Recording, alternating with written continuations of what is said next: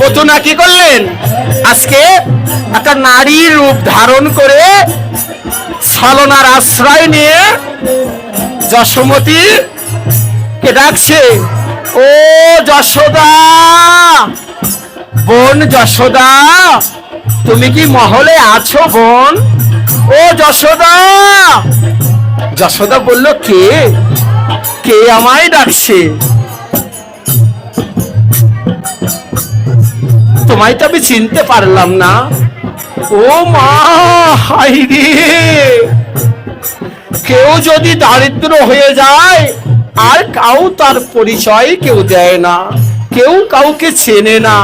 তুই যখন ছোট ছিলি, তো যখন আমি কোলে পিঠে করে কত নিয়ে ঘুরেছি, কত খাওয়াইছি, তোকে নিয়ে কত খেলা করেছি, আজ তুই বড় হয়েছিস, তো মহারাজ নন্দের সঙ্গে তোর বিবাহ হয়েছে, আর আমরা গরিব বলে আজ আমাদেরকে চিনিস না।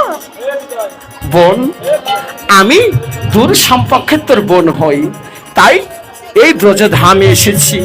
এসে ব্রজগোপীর বদনে শ্রবণ করলাম তোর নাকি একটা সন্তান হয়েছে, ও নাকি ভালো নাচতে জানে, ওর নাকি টানা টানা কাজল কালো নয়ন, খুব সুন্দর বদন।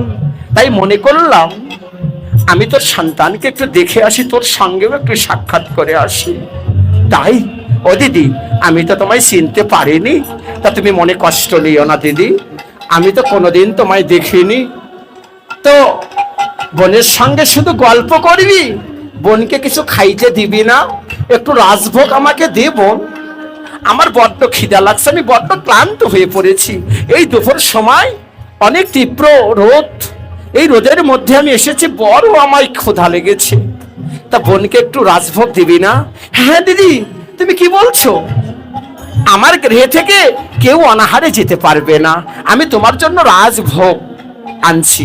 এ শোন শোন, তুই নতুন করে রান্না করে নিয়ে আয় বোন, আমি কিন্তু ঠান্ডা খাবার খেতে পছন্দ করি না। আচ্ছা ঠিক আছে, আমি তোমাকে রান্না করে নিয়ে আসছি, তুমি একটু কষ্ট করে বসে থাকো। আমি কানাই, চল বাপ। না না, হাই হাই, ও গেলে তুই কাছে আগাইতে পারবি না। ও দিদি, ও যে ভীষণ দুষ্ট দিদি, ওকে তুমি নিয়ে রাখতে পারবে না। আরে যা যা, আমি তোর সন্তানকে আমি সামলে নিব, তুই তাড়াতাড়ি করে রান্না করে নিয়ে আয়, আমার আবার যেতে হবে। আচ্ছা দিদি, ওকে দেখো, ও কিন্তু ভীষণ দুষ্ট। আরে যা যা, তোর টেনশন করতে হবে না, আমি তোর সন্তানকে সামলে নিব। পত্নী রাক্ষসী কি করলেন? ছলনার আশ্রয় নিলেন। চিবিয়ে খাবো, ওর হাড় খাবো, ওর মাংস খাবো, ওর রক্ত খাবো।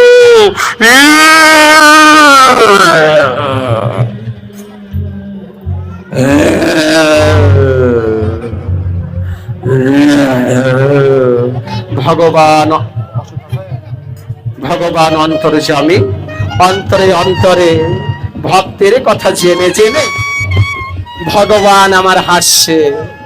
ওরে ওরে পতুনা, তুমি আমাকে মারার জন্য এসেছো? তুমি জানো না পতুনা আমি কে? তুমি আমাকে স্তনে বিষ মাখিয়ে দুগ্ধ সেবা দিবে, আমি তোমারও বাঞ্ছা পূর্ণ করব, আমি তোমার দুগ্ধ সেবা করব। তাই পতুনা বলছে, এ বাবা, এ কানাই, শোন শোন বাপরে, দুঃখের কথা শোন। তোর মতো আমার একটা সন্তান ছিল, আমি জানিস, আমি মেলায় গিয়েছিলাম, মেলায় গিয়ে ওই স্নানের মেলায় গিয়ে আমি আমার সন্তানকে হারিয়ে ফেলেছি। আমি অনেক খুঁজেও সেই সন্তানকে পাইনি। ঠিক আজকে থাকলে তোর মতো হতো। আর জানিস, আমার ত্রিতাপ জ্বালা নিয়ে, যন্ত্রণা নিয়ে আমি কষ্টে আছি। বাবা, তুই একটু আমার ইচ্ছা পূর্ণ করবি?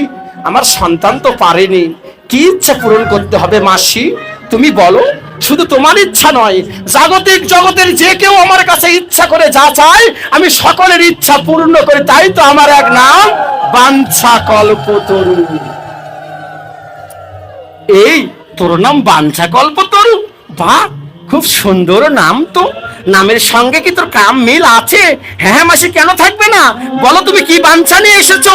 আমি তোমার বাঞ্ছা পূর্ণ করব মাসি।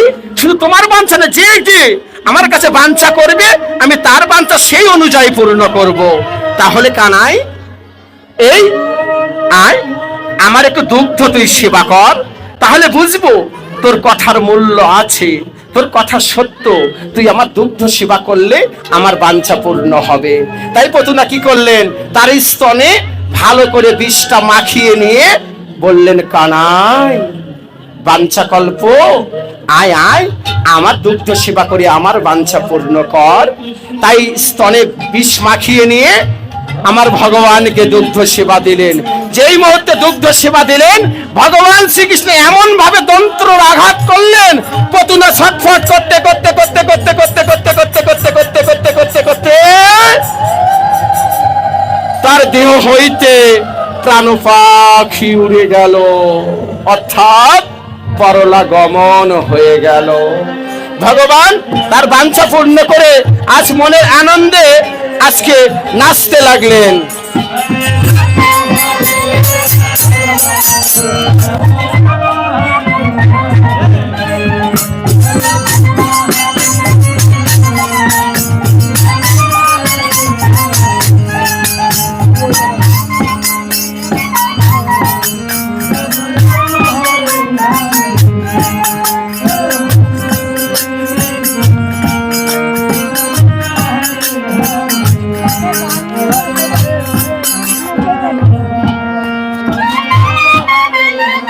কানাই, ও দিদি, দিদি, ও যশোদা, ও মা, আমি আনন্দে সব ভুলে গিয়েছি। ও মা, তুমি কাকে ডাকছো গো? তোমার নাম না যশোদা, তুমি যশোদা দিদি বলছো কেন? আরে আমি আনন্দে ভুলে গিয়েছি, আজকে বোনের দর্শন পেয়েছি। ও দিদি, ও দিদি, দিদি এসো এসো, আমি রাজভোগ রান্না করেছি, তুমি পেট ভরে ভোজন করবে। ও দিদি ওঠো, ও দিদি ওঠো। ও মা, ও মা শোনো শোনো, ও মা। কি রে কানাই, ও মা শোনো, আমি কি করেছি জানো? আমি আমার মাসির দুগ্ধ খেয়েছি। মাসির দুগ্ধ কি মিষ্টি! এই তোকে আমি বলিনি তুই কাউকে জ্বালাতন করবি না? তুই কেন মাসির সঙ্গে এরকম দুষ্টমি করলি? তোর মাসি মন খারাপ করে দেখ বসে রয়েছে। মা, মাসিকে দেখো বসে আছে না ঘুমিয়ে গেছে, আগে দেখে দেখো। ও দিদি, তুমি ঘুমিয়ে গেলে? ও দিদি ওঠো দিদি। এ কি, হায় হায় রে!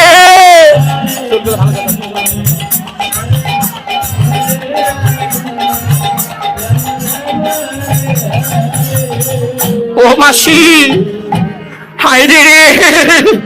ও দিদি, এখন আমার কি হবে? আমার কানাই যে পতুনা রাক্ষসীর দুগ্ধ খেয়েছে, ও যে রাক্ষসীর দুগ্ধ খেয়েছে, এখন আমার কানাইয়ের কি হবে? মহারাজ তুমি বৈদ্য ডাকো, আমার কানাইকে বৈদ্য ডেকে তুমি চিকিৎসা প্রদান করো, আমার কানাই যে অসুস্থ হয়ে পড়বে। দেখুন, কাউকে মারার জন্য যদি কেউ খাদ করে, সেই খাদে আগে নিজের পা যায়।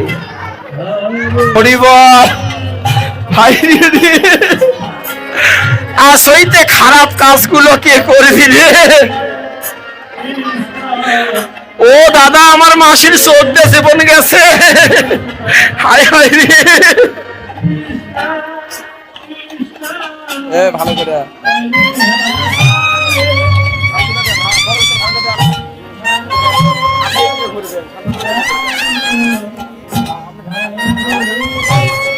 বল, হরি বল, হরি বল।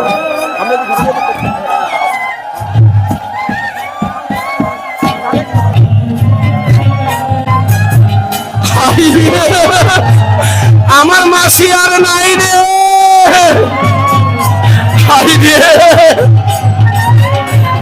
পতুনা রাক্ষসী মুখে রক্ত বেরিয়ে শ্রীকৃষ্ণ এমন ভাবে তন্ত্রের আঘাত করেছেন, 7 দিন বয়সে পতুনাকে নিধন করলেন। ভগবানও সেই 7 দিনের বয়সে পতুনাকে বধ করলেন।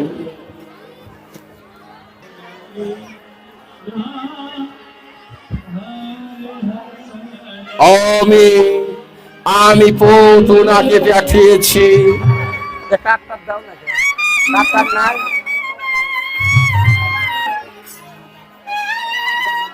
আমি পুতুনাকে পাঠিয়েছি। এতক্ষণ মনে হয় আমার চির শত্রু আমার ভাগিনা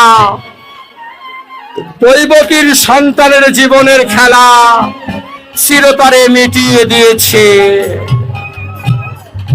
আজ আজ আমি মহান আনন্দিত। আজ আনন্দে আনন্দে আমার মহল ভরিয়ে দিব, আনন্দে আনন্দে আমার মহল পরিপূর্ণ করব। আজ হইতে আমার শত্রু আর কেউ রইবে না।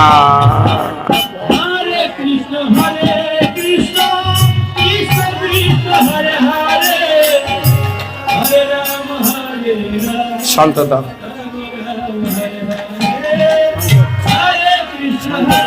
শান্ত।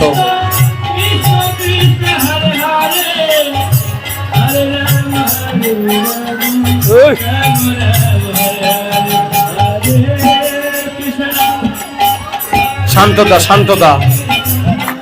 আনন্দিত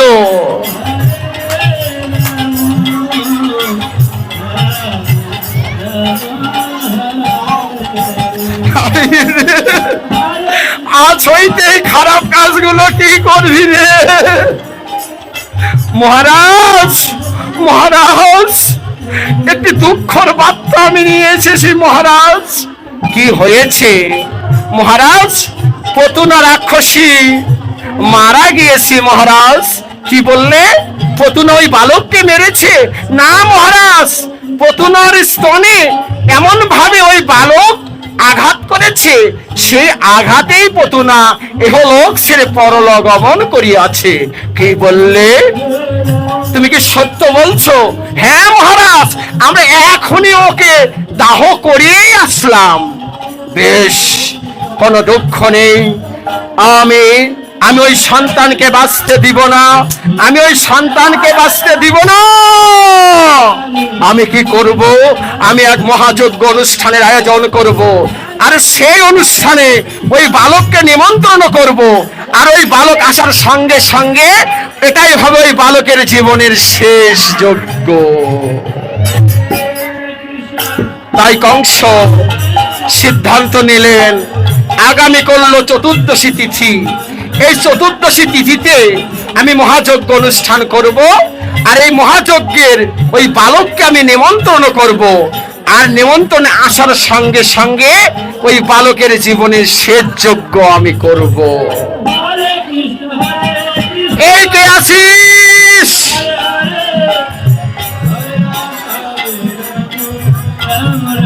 মহারাজ, মহারাজ, আদেশ করুন মহারাজ। তুমি যাও, তুমি ওই ব্রজ ধামে একটা নিমন্ত্রণ পত্র পাঠিয়ে দাও। মহারাজ নন্দের মহলে একটা বালক প্রতিপালিত হচ্ছে, ওই বালককে তুমি নিমন্ত্রণ পত্র পাঠিয়ে দাও। আগামী করল চতুর্দশী তিথি, সেই তিথিতে যেন ওই বালক আসে, এসে যেন আমার যজ্ঞ পরিপূর্ণ করে। হ্যাঁ মহারাজ, আমি তাই করব মহারাজ। এবার যজ্ঞের আয়োজন তোমরা করো গিয়ে। মাত্র চালুন চালুন ধূপাতি দিবেন, এখানে চালুন ধূপাতি দিবেন। সুযোগ দিয়েছি তোমাকে, আমি অনেক সময় দিয়েছি, কিন্তু তুমি শোধরাওনি, তুমি পরিবর্তন হওনি। দেখুন, ভগবান ভক্তকে অনেক সুযোগ দেয়, অনেক সময় দেয়, ভুল বোঝার সময় দেয়।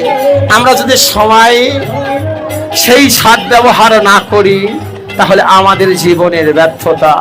তাই ভগবান বললেন, ওরে দুরাচার, ওরে রাজা কংস, আমি তোকে অনেক সময় দিয়েছিস। একটি নয়, দুইটি নয়, তিনটি নয়, চারটি নয়, পাঁচটি নয়, ছয়টি নয়, 7টি সন্তানকে মারার পরে আমি আমার ভক্তের কান্না সইতে না পেয়ে আমি সন্তান রূপে এসে তাকে দেখা দিয়েছি।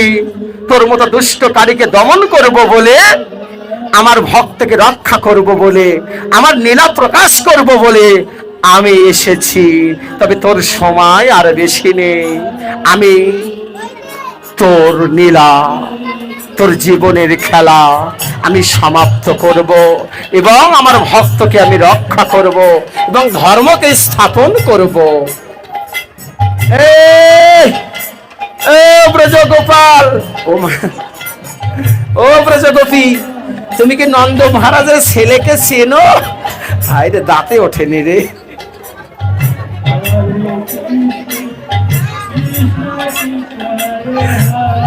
ও ব্রজগোপী, তোমরা কি নন্দ মহারাজের ছেলেকে চেনো?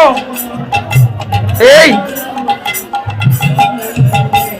এই কেলে যে কালোর কালো রে বাবা, এ চিনবে? এই তুমি কি নন্দ মহারাজের ছেলেকে চেনো? তুমি কি নন্দ মহারাজের ছেলেকে চেনো? এই বড় মানুষের সঙ্গে ইয়ার কি করো? হ্যাঁ, বড় মানুষের সঙ্গে ইয়ার কি করো? হ্যাঁ, তুমি কি বলতে চাইছো সেটা বলো। আরে বলছি কি, তুমি কি নন্দ মহারাজের ছেলেকে চেনো? কেমন অদ্ভুত লোক রে, আমাকে চেনে না এমন কোন ব্রজগোপী আছে? তুমি বুঝি ব্রজে নতুন আসলে? হ্যাঁ, নতুন আসছি বটে। তুমি বলো ওই ওই ছেলেকে চেনো কিনা? কেন যদি বলি আমি,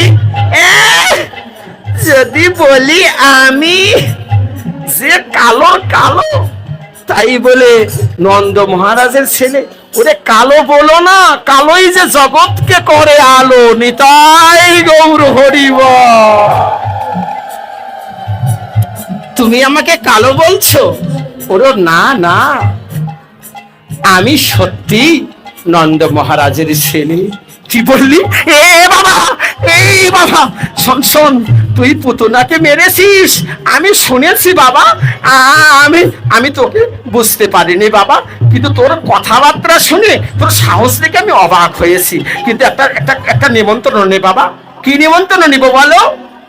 তোমার মামা নন্দ যে মথুরা রাজা কংস মহারাজ আগামী করল চতুর্দশী তিথি, এই তিথিতে মহাযজ্ঞ অনুষ্ঠান করে রে, আর সেই যজ্ঞে তোমার নিমন্ত্রণ রইল। যাও বৎস, আমি তার বাঞ্ছা পূর্ণ করব। ভগবান শ্রীকৃষ্ণ আজকে চলল ভক্ত বাঞ্ছা পূর্ণ করবে বলে। আজ হবে আমার মহলে মহাযজ্ঞ অনুষ্ঠান।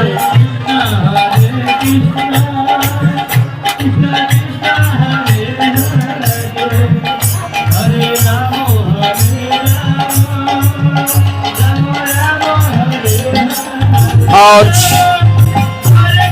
আজ এই মহাযজ্ঞ অনুষ্ঠান আমার ভাগিনার জীবনের শেষ যজ্ঞ হবে। বা চালুন আছে না ওখানে মন্দিরে, একটা চালুন দেন না।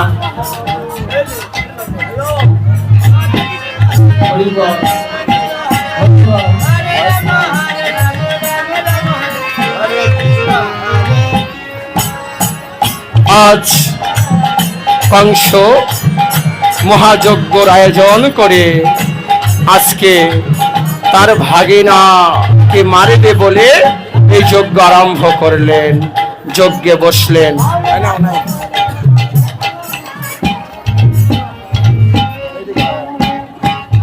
প্রহরী, যখন আমার ভাগিনা আসবে সঙ্গে সঙ্গে তুমি দরজা বন্ধ করে দিবে, ও যেন পালাতে না পারে। এটাই হবে ওর জীবনের শেষ যজ্ঞ।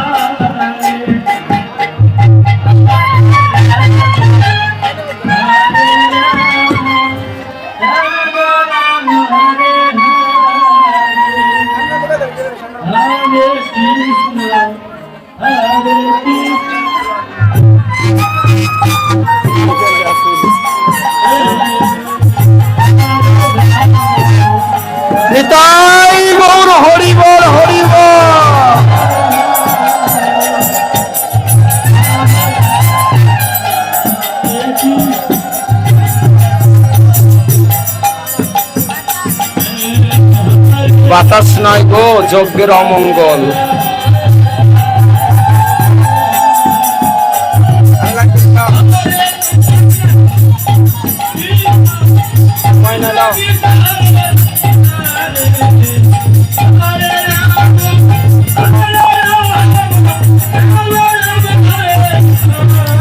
নিতাই গৌর হরি বল, হরি বল।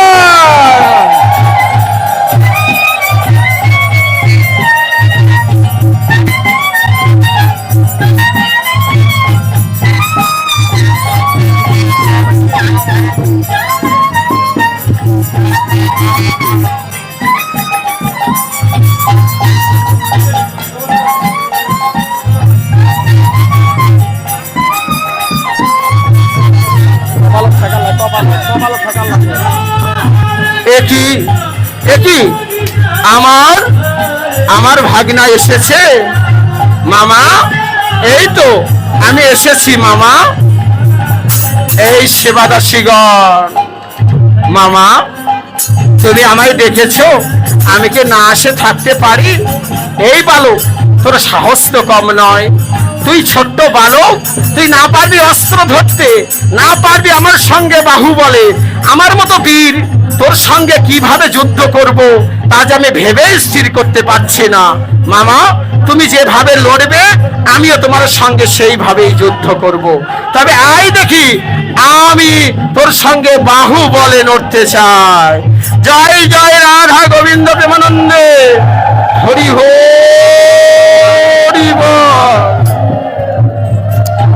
একই একই আমি আমি পাচ্ছি না কেন? আমার বলো বলো শক্তি রোধ পাচ্ছি কেন? আমি যে আর পাচ্ছি না, আমায় ক্ষমা করে দাও, আমি পাচ্ছি না। না না না, আমি তোমাকে ক্ষমা করব না। তুমি আমার ভক্তকে অন্তরে কষ্ট দিয়েছো, আমার ভক্তকে কাঁদিয়েছো, আমার ভক্তর প্রতি অন্যায় অবিচার করিয়েছো। তোমার মতো দুষ্টকারীর জন্য আমার ভক্তরা এই জগতে আশ্রয় পায় না। তাই আমি ভগবান যুগে যুগে অবতার হই, দুষ্টকারীকে দমন করি, সাধুকের রক্ষণ করি এবং ধর্মকে স্থাপন করি। নিতাই গৌর হরি বল।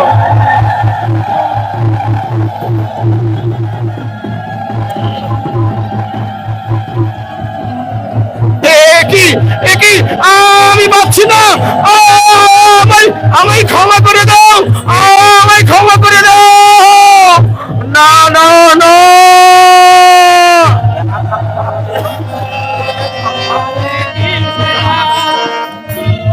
ভগবান শ্রীকৃষ্ণ কি করলেন?